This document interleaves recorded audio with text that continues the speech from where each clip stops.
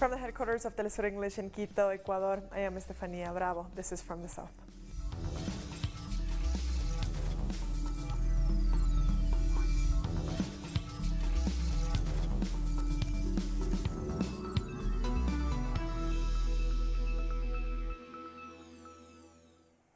Russian President Vladimir Putin has met with the Chinese Foreign Minister Wang Yi in Sochi.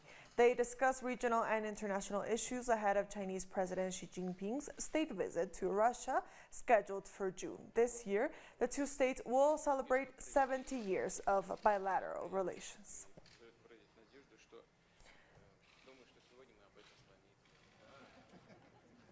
And Russia also welcomed the U.S. Secretary of State Mike Pompeo to Sochi for his first official visit to the country. The top U.S. diplomat arrived in the southern city, having canceled his planned trip to Moscow. Russian Foreign Minister Sergei Lavrov said his meeting with Pompeo was productive. I want to say once again, the discussion was frank, intensive and substantial.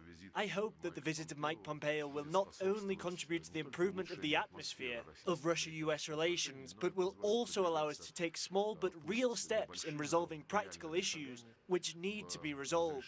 The issues of bilateral agenda and also of the regional and world agenda.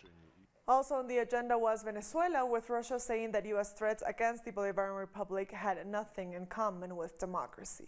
Lavrov confirmed Russia's commitment to the sovereign will of the people, once again, calling for dialogue between President Maduro and the opposition. As far as the international agenda is concerned, we discussed many issues openly, including the situation in Venezuela. Russia believes that it's the people of the country who should define their future. It's important that all patriotic and politically responsible powers of the country begin a dialogue, and a number of countries in the region actually call for it. Our correspondent in Moscow, Hans Eloro, has the details. U.S. Secretary of State Mike Pompeo, Russian President Vladimir Putin, and the Russian Foreign Minister Sergei Lavrov have met in the Russian city of Sochi. They have discussed the situation in three countries: Venezuela, Iran, and Syria. Regarding Syria, the discussions and negotiations were related to U.S. President Donald Trump's statements about withdrawing troops from the country. On Venezuela, Russia defended its call to create a group of countries within the United Nations to protect Venezuela against a possible military intervention and against attacks to its sovereignty. Russia also defended its support for dialogue between the parties in Venezuela to solve the situation through politics instead of force. Regarding the situation in Iran, U.S. Secretary of State Mike Pompeo delayed a meeting in Russia so he could be present at a European Union meeting about Iran. His goal was to gain support for his country's actions against Iran. However, the EU does not support U.S. aggressions against the country, and in line with the EU position, the Spanish defense minister has pulled a military frigate from the combat group in the Persian Gulf. Pompeo was also in the meeting with EU representatives about the incident in Saudi Arabia, in which several oil tankers were sabotaged. Russia continues to push for dialogue to keep the Middle East stable, at a time when the United States is increasing tensions in the region, putting at risk international security. The between the U.S. and Russia are also influenced by the New START Strategic Arms Reduction Treaty. The treaty expires in 2021, but Russia proposed to extend it for another 5 years, but the U.S. has not given an answer. Also, both countries have confirmed their meeting during the G20 forum in Japan in June. The presence of both presidents, Trump and Putin, is confirmed. We thank Hans Eloro for that report. The Venezuelan foreign minister has condemned the actions of Portuguese bank Novo Banco, which has frozen over 1.5 billion euros of Venezuela's funds at the request of the U.S. government. On Twitter, the foreign minister said the illegal holdings of these funds affect the entire population of Venezuela, as they are destined for importing medication, food, industrial equipment, supplies to treat malaria, HIV, and other chronic diseases, as well as to pay standing financial commitments with the international bodies and to pay the salaries of foreign service personnel. Arras added that while his Portuguese counterpart announced that banks do not answer to the Portuguese government, it's clear that they do answer to the request of the U.S. government. These comments come as the Bolivarian government has continuously requested that the Portuguese government step in to put a stop to the illegal freezing of Venezuelan assets. A secondary building of Argentina's lower house of Congress has been evacuated due to a new bomb threat. This comes 24 hours after a similar threat forced the evacuation of Congress on Monday. Reportedly, no explosive devices have been found. Thousands of students in Brazil have gathered in assemblies to prepare for Wednesday's education mobilization. Close to 5,000 students from the Federal University of Goiás State announced an event in which they gave a symbolic hug to the university building. An even bigger demonstration is planned for tomorrow, when students will protest against cuts to public education. Mexican authorities have rescued 142 migrants who were abandoned in a truck in the state of Veracruz. According to officials, there were mainly Guatemalan families with young children. The driver reportedly fled from the truck, which belonged to a courier company. The migrants received medical treatment before being handed over to the immigration authorities. And after 12 years of legal battles, families of those who've been forcibly disappeared in Mexico secured a victory in the courts. A new ruling compels the state to create a special commission to investigate the events that led to the disappearances. This decision includes providing families access to the facilities where victims could have been taken. A federal judge has ruled in favor of the family of Edmundo Reyes Amaya and Gabriel Cruz Sanchez, social leaders who have been missing since May 2007 in the state of Oaxaca. For us, the main fight has been to start the search, and part of this verdict says that authorities must first start the search, assuming they are still alive, and only once they are assumed to be dead, then they must start looking for their remains. This verdict has unprecedented implications as it forces the Prosecutor General to create a search commission and to carry out the necessary investigations to discover the fate of Reyes Amaya and Cruz Sanchez, who were detained by municipal police, and it's believed they were then handed over to the military. The Prosecutor General must obey the ruling. If they don't, they will become complicit in hiding the truth.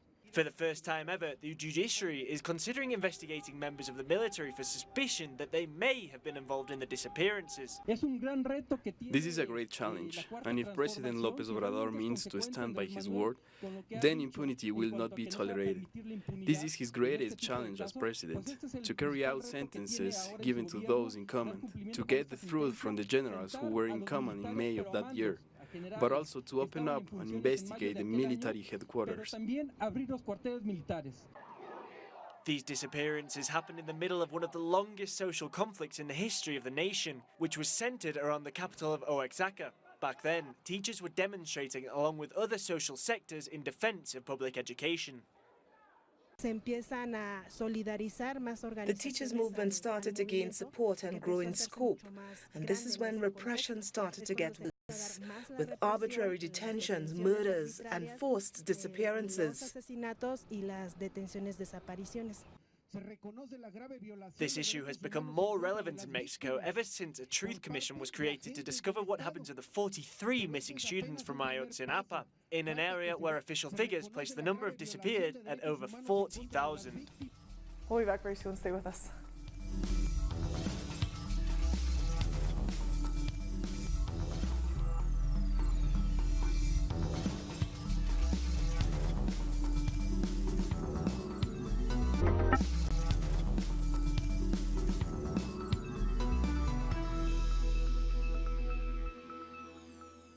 Welcome back. A commission from the International Monetary Fund arrived to Ecuador on Monday to ensure the country is adhering to the conditions imposed in exchange for a $4.2 billion loan. This visit is part of a quarterly evaluations planned by the IMF in order to approve the loan, which was requested by Lenín Moreno's government. In March, Ecuador received the first payment, which is conditioned on measures like reducing government spending and a tax reform, among other neoliberal austerity measures highly unpopular with the working class. And earlier, I spoke with independent journalist and researcher Denis Rogatiuk, who specializes in Latin American politics. I asked Denis about the Ecuadorian government's case against activist and software developer Olavini. Olavini's collaboration never with Julian Assange never went beyond him being a personal friend of Julian, of visiting Julian at the Ecuadorian embassy in London, and of expressing admiration for the work of WikiLeaks. Now, if we look at the actual legal case which the Ecuadorian justice system is pursuing against Olavini, the only relevant pieces of evidence it is actually using in its trial against him are books on piracy, hacktivism, as well as iPods, iPads, laptops, telephones, and other equipment that he would use that he was using as a software engineer living in Ecuador for the last 6 months.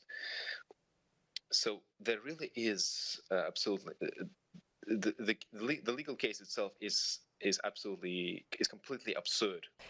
You have said previously that Ecuador has seen a growing campaign to censor media and repress speech by political opponents.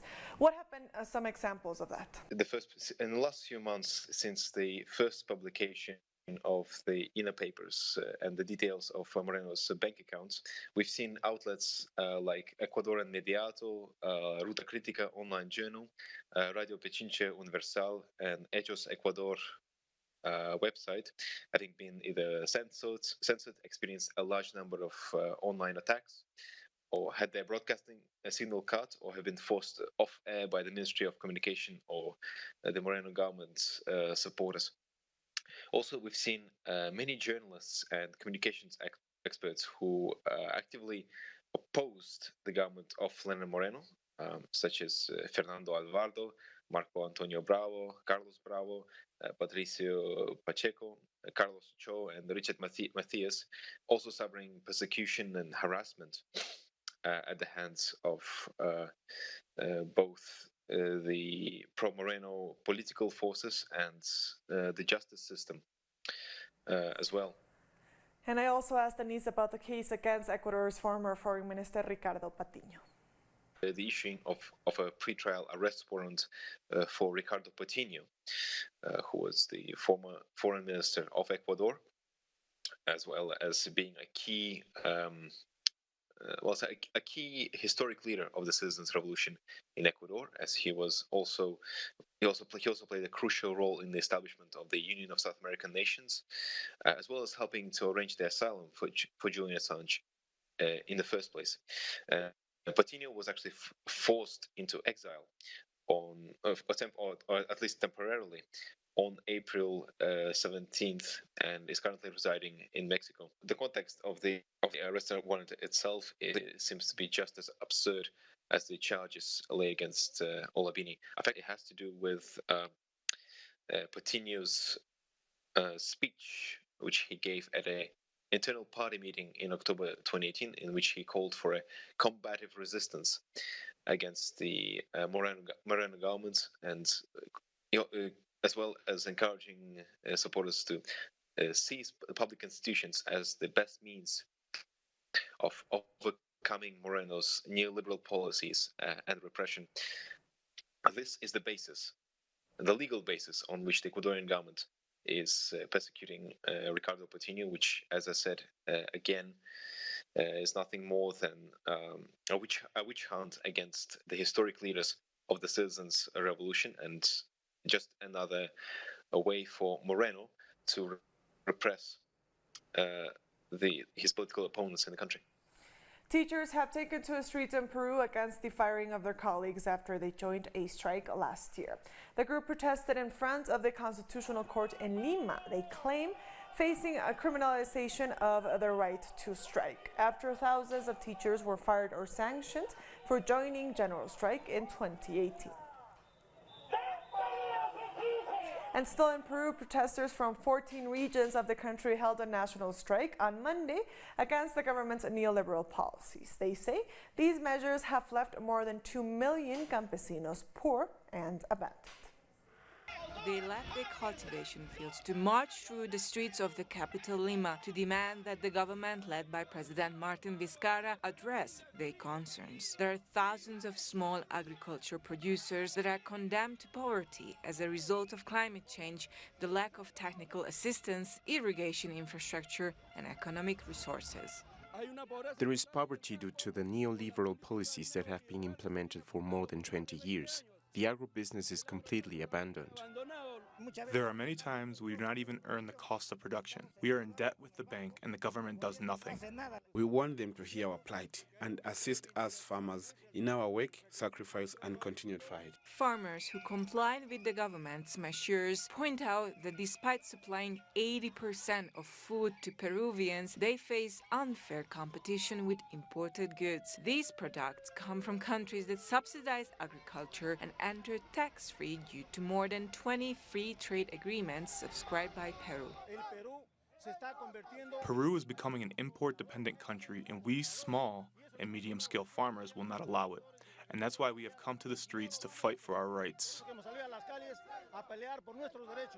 Roughly 2 million farmers say they work in precarious conditions. Meanwhile, the government owns irrigation infrastructures which are being used by large transnational agro-businesses. They do not even pay for the hydroelectric power plant. The land was aware to them and they were given cheap corn, etc. And taxes were also dismissed. They do not pay the IGV. The state loses over $5 million a year. That is totally unfair, and that is also corruption. The small-scale farmers say if a solution is not presented to them, they will proceed to undertake an indefinite national strike. A Greek billionaire and heir to the Coca-Cola fortune was arrested upon landing in St. Kitts. Police say a search of Alcibiades, David's private jet, uncovered more than $1.3 million worth of cannabis. Custom officials found 5,000 cannabis plants and a variety of other products. He was charged with intent to supply and possession and importation of a controlled drug. David claimed the plants were all hemp and were related to plans to start a legal cannabis business in the Eastern Caribbean. The Cannabis Bill 2019 is set to be passed in St. Kitts and Nevis, which will allow the use of cannabis for medical and other purposes. CARICOM Secretary General has called for a unified and urgent response from member states on the situation in Venezuela. Ambassador Irvin LaRocque was addressing the 22nd meeting of the Council for Foreign and Community Relations, currently taking place in Grenada. He says the political situation in Venezuela is worrying and requires an urgent and concerted response from all actors. LaRocque said CARICOM must be guided by the principles of non-intervention. He called on member states to bolster relations with like-minded nations and continue to advocate for multilateralism. And meanwhile, in opening the two-day meeting on Monday, LaRocque also called on the U.S. to lift the unwarranted economic sanctions against Cuba. Next month, the 15-member group will host the 6th meeting of Ministers of Foreign Affairs of CARICOM and Cuba. We'll be back very soon. Stay with us.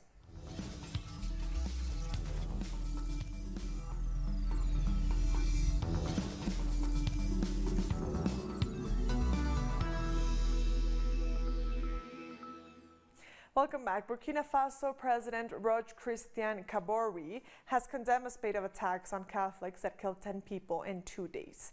Gunmen killed 4 Catholics in a religious procession in north of the country, a day after a priest and 5 parishioners were murdered at Mass. The attackers set fire to the church, several shops, and a small cafe before looting a health center. Burkina has suffered from deadly attacks attributed to a number of jihadist groups that target Christian clerics and Muslims. Burkina Faso must remain upright, and we will fight them until violent extremism and intolerance are no longer present in our country. Burkina Faso has always been known as a tolerant country from all perspectives, and we must work to maintain this richness that, I would argue, our ancestors passed on to us. And hundreds of demonstrators have marched in Guinea-Bissau's capital to demand the appointment of a new prime minister and government. This comes 6 months before the proposed date for the presidential elections. The country's National Electoral Commission has called for the presidential elections to take place on November 3rd. This political impasse comes 2 months after legislative elections in March. Human rights groups are sounding the alarm about the spyware attack on WhatsApp. WhatsApp, which is owned by Facebook, said a security breach had signs of coming from a private surveillance company. The company said it had referred the incident to the U.S. Justice Department. Users have been asked to update their app. The Financial Times reported that the spyware was developed by Israeli cyber surveillance company NOS Group, which is known for its mobile surveillance tools. There are several typologies in security breaches. They are classified from less critical to very, very, very extremely critical. This is the maximum case, since this security flaw allowed the attacker to take complete control of the targeted equipment. Complete control of the equipment means access to all data that is on the equipment: email, photos, personal data, phone contacts, for example. The use of this flaw, as this case would suggest, reflects a government's intention to set up a spy or a counter-spy service. And with that story, we've come to the end of this news brief. These and other stories, as always, find them on our website at telesurenglish.net. And also join us on social media. We are on Facebook, on Twitter, and on Instagram. For Telesur English, I am Estefania Bravo. Thank you for watching.